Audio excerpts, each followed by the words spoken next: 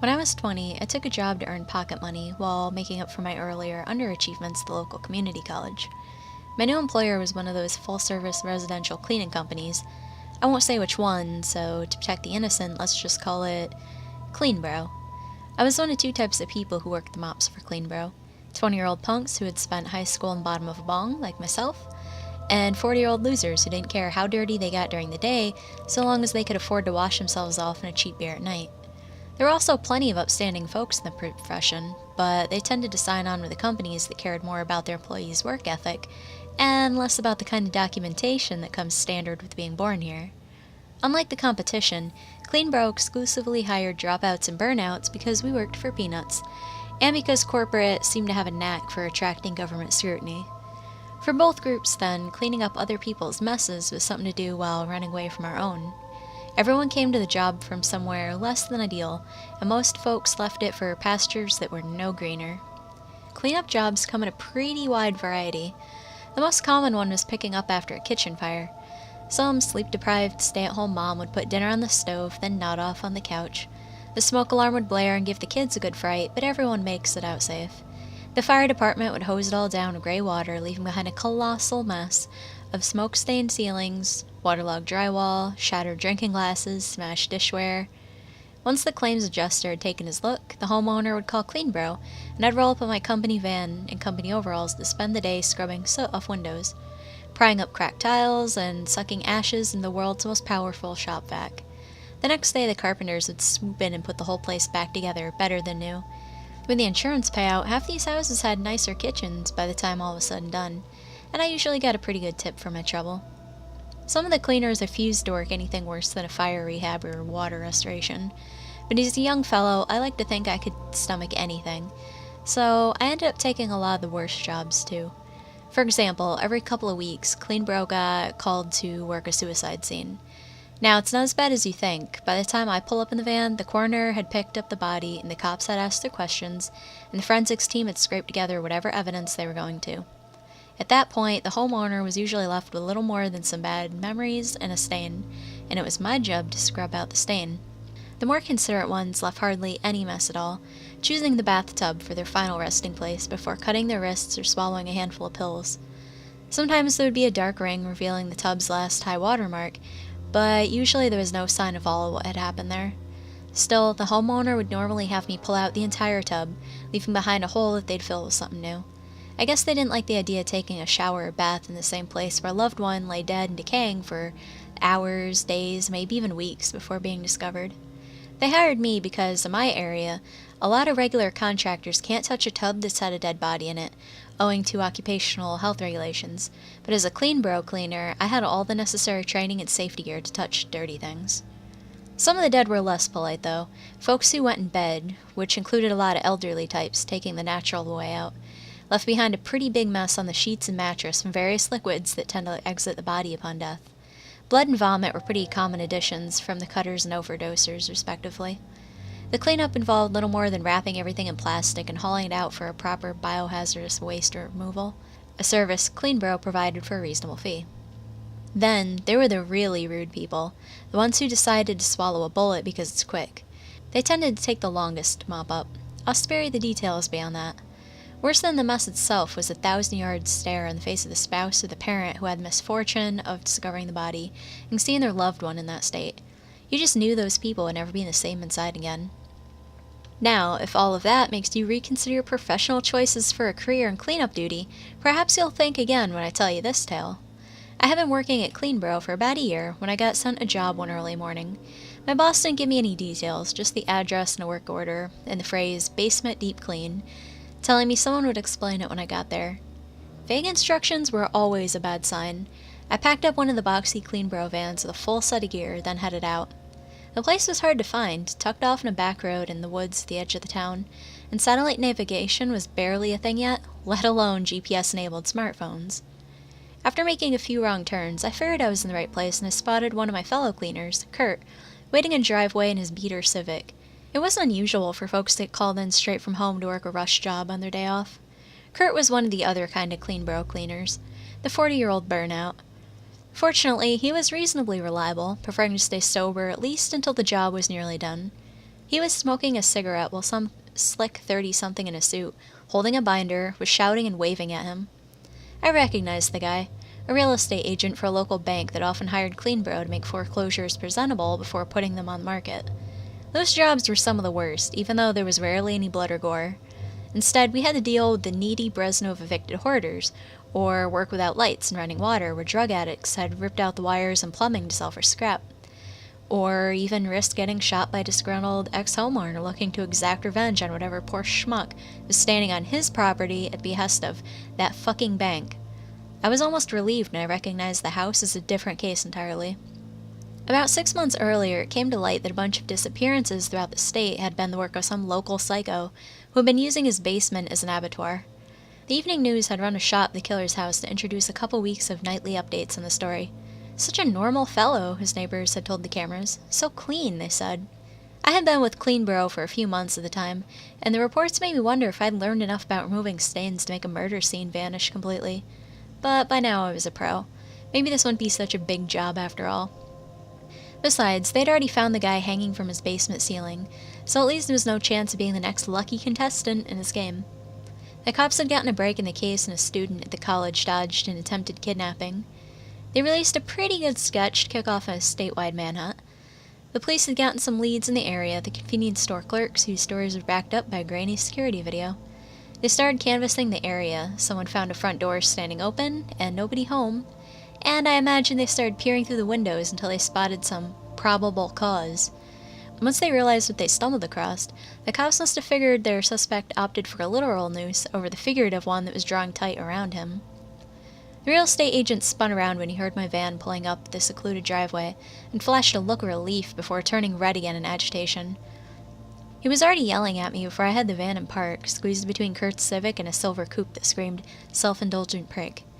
I carefully stepped out, walked to the back of the van, and began unloading the gear while he blathered something about having booked us weeks ago, something about an open house in 2 days, something about lawsuits, something about hard-working, red-blooded Americans instead of goddamn lazy immigrants. Got here as soon as I called, sir. We'll work as quick as we can, pal. Way above my pay grade, guy. Go fuck yourself, I didn't say. The real estate agent led me, Kurt, and our gear up the masonry exterior steps, through the front door, down a hall, and into the kitchen where the entrance to the basement was.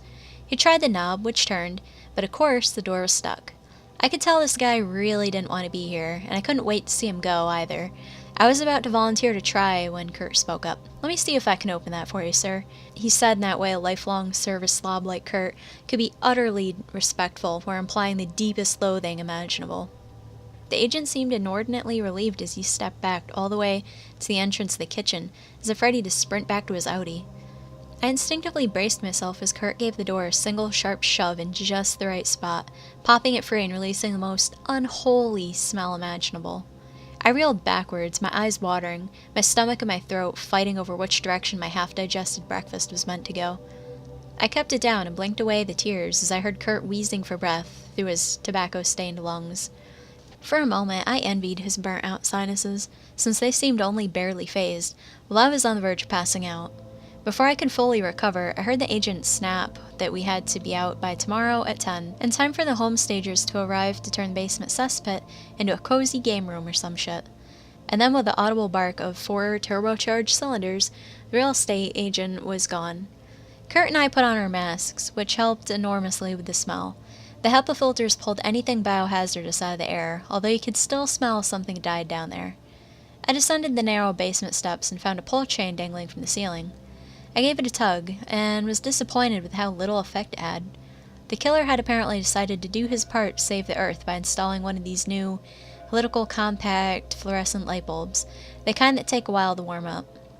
In its weak greenish light, combined with the dim morning sun filtering through a row of 6-inch high basement windows, the room looked like a pretty unremarkable basement.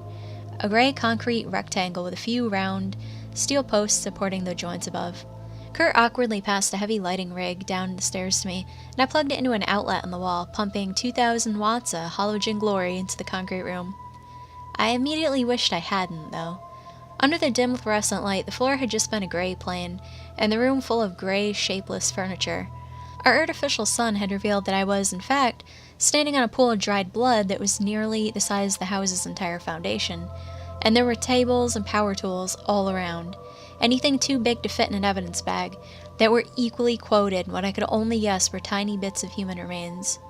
Again, I'll spare you the details. Suffice to say, I was glad we had full-body plastic suits to wear for this kind of job. "Takes a long time to make a mess this big," Kurt muttered as he reached the bottom of the stairs and turned slowly to take in the view. Kurt and I got to work, and after a little while I barely noticed the noxious smell leaking in through my mask. We laid out drop cloths to avoid tracking gore around. We wrapped the soiled furniture and tools in plastic to haul away.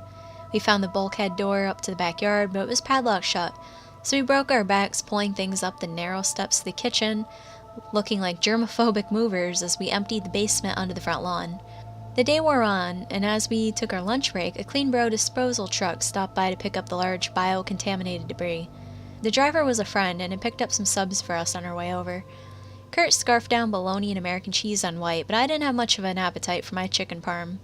When he'd finished eating, Kurt lit a Marlboro Red from his bright orange Zippo, and was in a surprisingly cheerful mood despite this being by far the nastiest call I'd ever worked. He told me about all his less than illustrious career in cleanup, about how he'd been cleaning for 20 years and worn the overalls for half as many companies throughout the region, a note of nostalgia in his voice. Making the biggest messes disappear gave him a kind of satisfaction that I, at least at the time, couldn't quite muster. I'd never seen Kurt so chatty, but I was content to let him talk himself out before returning to the task at hand. We hit things hard after that, hoping to finish the job without having to come back ass early the next morning to make our deadline. Our boss at Cleanbro always showed appreciation when we made one of our bank clients happy, since they offered plenty of the toughest but most lucrative jobs. All the big stuff was out, and layers of caked-on blood were starting to wear away under the industrial solvents we had been deploying. Between opening the basement windows and setting up a massive industrial fan blowing down from the top of the steps, we'd managed to clear the worst of the fumes. The mopping was sweaty work in full masks and hoods, and I was starting to feel weak from skipping lunch, so we decided to take them off and risk the air. The smell was now entirely tolerable, although I did catch the occasional whiff of death as the afternoon wore on. The sun was setting as we started to wrap things up. Thanks to chemistry, mops, and an old-fashioned elbow grease, the concrete floor was clean enough that you could eat off it, assuming you had no idea about the horrible crimes that had been committed here. Anything else that had been soiled was either off the property or in the back of the van. Kurt and I nodded agreement at a job well done, and then, just as I turned to haul the load of cleaning equipment back up the narrow steps, I heard a sharp pop above my head. I had chipped the fluorescent bulb with a mop handle, shattering it into a fine, silvery powder that drifted down like snow. Working under the glow of our industrial lamps, I had completely forgotten it was even there. Now, if there aren't enough reasons to hate these fucking compact fluorescent bulbs, the damn things have mercury in them that gets out as dust vapor when they shatter. Most people just vacuum up the dust and broken glass without thought, which is a great way to spread the poison around your house. As a certified cleanup professional, I had both the training and the sworn duty to do the right thing in this situation, even if it kept me from going home for an extra hour. Kurt smirked at me, shook his head as he pulled his HEPA mask back on. "That's all you," he said, grabbing the shop vac and hauling it up the stairs.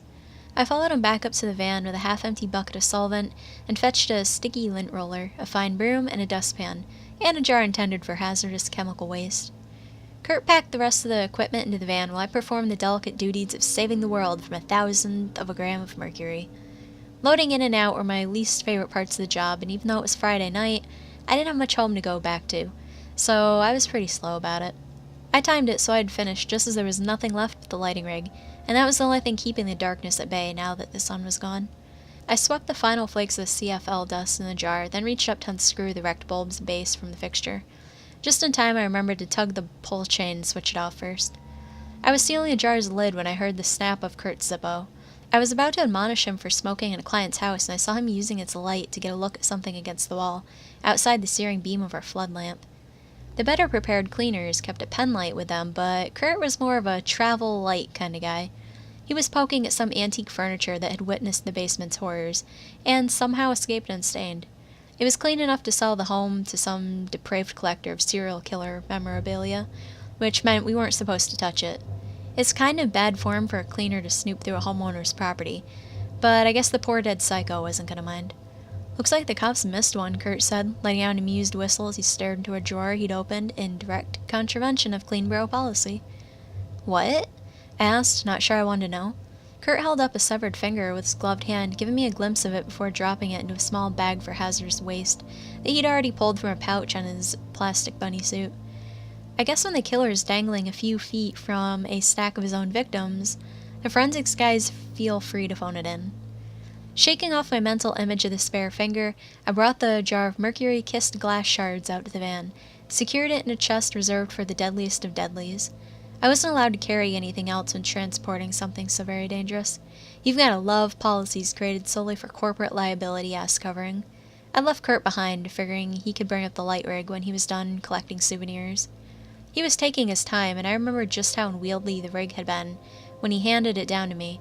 So, after hanging out the van for a few minutes, I locked its doors, another inane hazardous chemical waste policy, and went back to the house to check on him. Descending the basement steps one final time, I took a deep breath and drew in the smell of victory. Absolutely nothing. Then, like the killer who comes back for one last swipe at the hero, a gust of putrid wind hit me in the face.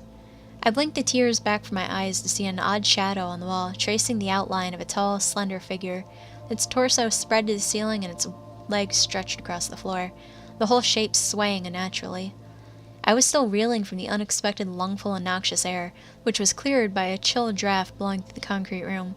My pulse quickened as my gaze swept across the space, scanning for some demonic intruder, but I saw nothing there. Instead, I spotted a glove draped over one of the bulb enclosures of the lighting rig, 2 fingers dangling in front of the beam and fluttering slightly in the draft. The glove was just starting to melt into the searing halogen glare, so I yanked it away before it glued itself to the metal frame. A red smear across the glove's palm turned out to be a message. "Thanks," it said. "Kurt, what the fuck?" I yelled. Cleaners pranked each other on the job all the time, but this had crossed several lines. I scanned the shadows again, expecting to see him doubled over in suppressed laughter, but I was alone. Then I noticed the cool breeze was drafting down from the open bulkhead door to the backyard. "How do you get that open?" asked the empty room, but no reply came. "Come on, man," I whined, hoping Kurt would return to help me. After a few seconds of silence, I pulled out my tiny AA cell MacLeod and unplugged the halogen flood lamps, leaving myself standing in near total darkness. I held the flashlight in my teeth as I hoisted the lighting rig with both hands, wondering how in the hell I was going to get this piece of clean bro property back to the van without adequate light or help. I wasn't exactly afraid of the dark, but I did feel kind of vulnerable trying to haul that rig around an unlit basement/murder factory. On cue, my imagination, or maybe my empty stomach, supplied a spooky noise which got me moving toward a shaft of moonlight. Without help, hauling the lighting rig out via the broad bulkhead door was easier than squeezing it up the kitchen staircase, and with the job done and no other working lights in the basement, I figured there was no point going back inside. I slammed the bulkhead shut and lugged the rig round to the front of the house, just in time to see Kurt's Civic backing down the driveway, pivoting and disappearing into the night. It was past our usual clean bro clock-out time, and my meticulous mercury cleanup procedure had probably made him late for a date with a bottle, but I cursed his ass for leaving me like that. I suddenly felt very alone as I ascended the front steps one step at a time, locked the front door, and tucked the key away in the lockbox hanging from the doorknob. There were no exterior lights on, and the neighborhood was sparse and mostly dark. Finding it entirely too quiet, my imagination provided more Creepshow soundtrack, and in a moment I was back in the van, reversing up the drive at a dangerous clip. Given how he'd left me like that, I was almost glad when Kurt no-showed for a fire rehab job a couple days later. Instead, the office called in a pretty pothead girl who was new to the cleaning game, and I was more than happy to show her the basics. Now, it's not unusual to work with a bunch of different cleaners over the course of a month, but after a few weeks I noticed I hadn't seen Kurt since the basement job. He had hardly seemed grossed out by it, but it didn't make sense that he would have thrown in the towel, like I'd seen so many newbies do on their first suicide call. Usually, if you walked off the job, you walked off before you start, not after you're done. I started to wonder if Kurt had seemed a little too happy on that particular cleanup. He'd been more amused than disgusted by that finger he found, and come to think of it, he couldn't have tossed it in with the other bio-waste in the van since I had the keys. The freak must have kept it, maybe even used it to write his own fucked-up glove note. I started to figure that either I'd witnessed the inspiration of a brand new psychopath, or I'd been the sole guest at his retirement party. The 40-something-year-old burnout did bear a passing resemblance to that police sketch. My suspicion grew when, a couple months later, some detectives came to visit me about a fraud investigation centered on Kurt. They told me something about closing his bank account the day I'd last seen him, something about maxing his credit cards, buying easily pawned jewelry, something about abandoning his car at the park on the other side of the state, something about a lack of friends or family to question. Couldn't have been much cash, officer. Gold chains weren't Kurt's style, detective. I have no idea where he could be heading, sir. Maybe Kurt's a serial killer, but I didn't suggest that. The house sat in the market for several more months before a few stagings and open houses, but thanks in no small part to my efforts, it sold to some family who needed room for all their kids and couldn't afford a place with a 0 body count in a good school district. I guess there's no such thing as ghosts, though, because they stuck around. I stuck around, too. I'd worked for a few more years at Cleanbrow. They had a scandal with a crew of cleaners who used small jobs to case for burglaries, and big jobs as their roving drug lab. It took the cops long enough to figure out that, by the time they were busted, everyone in the region knew someone who'd been burned by the Cleanbrow bandits. The supply of calls dropped off a cliff, and rather than wait for the axe to follow me, one of their most reliable workers at that point, I used what I learned in my community college business classes to put out my own shingle and built a solid local brand doing the same shit work as ever. I still put in the long hours and got my hands dirty. A national corporate presence and a cushy executive office suite was still a long way off, but at least I was getting paid more than $9 an hour for my trouble. I actually started to like the work, watching the worst day of someone's life vanish into a hefty bag or swirl down a drain. Business boomed, the town grew, and the woods were chopped down to build suburban subdivisions and corporate office parks. The whole thing with Kurt disappeared into a distant memory, never to be resolved like so many life's weird coincidences. That's what I thought for the past 2 decades, anyway. A few weeks ago, I was sitting at my desk when I received an odd call, the kind where the homeowner doesn't want to give details over the phone, just an address. A bashful caller is always a bad sign. I recognized the street name and decided to check it out for myself before fobbing it off on one of the 20-year-old dropouts or 40-something-year-old burnouts that ride my payroll on their way to making whatever mistakes they're trying to outrun. It was the same house where I'd last worked with Kurt, and after 2 decades working in the region, I found it pretty easily, even without my GPS-enabled smartphone. The neighborhood had grown up around it, and with all new windows and a fresh coat of paint, you could have never guessed it was the kind of place a serial killer had once called home. The current homeowner was the oldest child of the couple that had bought the house so many years ago. He was in his 30s now and had kids of his own living there. Most people had forgotten the place's reputation, but something had come to light that would most certainly jog people's memories if it got out. He couldn't afford to dump the house and move, and he didn't want to stir up anything that would cause trouble for his kids at school, or lead them to discover that they were growing up in a slaughterhouse. Basically, he'd been in the basement one day, poking around some old furniture that had been there as long as he had, thinking he'd turn the place into a cozy game room or some shit. He pushed aside a wardrobe from its spot against the concrete wall and revealed a steel door behind it, secured with a padlock. With a healthy curiosity and a pair of bolt cutters, he got it open without stopping to consider the basement's dark legacy until it was too late. A quick glimpse was enough to send him running to call the police. The cops found a mass grave in there, sealed up airtight for more than a decade. By now, the coroner had hauled off all the bodies, and the detectives had asked their questions of the dumbfounded homeowner, as well as his parents, siblings, and wife, and the forensics team had scraped out a bunch of evidence, but they were all seeming to be phoning it in again. Mold spores and decay patterns indicated that the small room had been sealed since before the family had moved in, and these were most certainly the uncounted victims of the home's previous resident. Nobody wanted to face the embarrassment of having overlooked this much the first time. There were 2 funny things about it, though. If your sense of humor can abide a stack of corpses entombed in what was now a cookie-cutter suburban development full of smiling children and family dogs. Most of the victims had been loaded, dead, and dismembered, but the one on top had been hit in the head and sealed inside alive, left to suffocate in a stack of rotting bodies over the course of several hours. A fate surely worse than death, followed by death. Even stranger, the cell had contained an empty bucket of emergency rations that had once held enough packed food to keep a person alive for almost half a year. The homeowner had led me down in the basement where an unholy smell awakened some long-buried memories in the back of my mind. The sense of smell is said to have a direct line to the memory, and this stench forced me to recall an entire day spent down here mopping up the leavings of some psychopath's extended wet dream. Under the weak bluish glare of the basement's bare LED bulb, the homeowner pointed out the shape of a wardrobe by the wall, and my heightened memory instantly recognized it. It was sitting just a few feet to the left of where it had been when Kurt and I had cleaned this place out. In its old spot, cut into the concrete wall, there was a steel door, standing slightly ajar and wafting the stench of hell itself into the room. "Oh God, I forgot how bad it is down here," the homeowner said, retreating to the kitchen, leaving me alone at the bottom of the steps.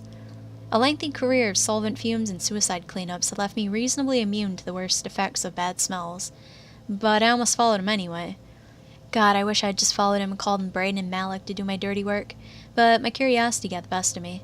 I pulled out my heavy D-cell maglite from its loop on my utility belt, gripping it for safety against I don't know fucking what, and walked over to that steel door. I checked out the wardrobe first, saving the worst for last. My mind flashed to an image of Kurt pulling a severed finger out of one of its drawers with one hand, lit by the flickering glow of an orange lighter in his other hand. The wardrobe looked heavy and broad, with solid feet, and it probably would have taken a 3-man team to pick up and move. Then I spotted the telltale tracks of casters cut into the decades of dust that had fallen since Kurt and I had cleaned the place. Looking back, I realized that there had been no dust to speak of when we started, after the house had been supposedly unoccupied for 6 months. I gave the wardrobe a nudge, and it was clear. The hulking thing had hidden wheels so that it could be slid around easily, and with it no longer flush against the wall, I could even see a small handle bolted into its back. I turned my attention now to the steel door cut into the concrete wall, standing about 4 feet tall. In the corner there was a brown smear, which I recognized as old blood, as if someone had hit it or been hit by it very hard. A streak, about the width of a fingertip, had been smeared through it when it was fresh, but no real attempt had been made to clean it off. I inhaled deeply through my mouth, tasting that familiar reek, and held my breath, then pulled the handle.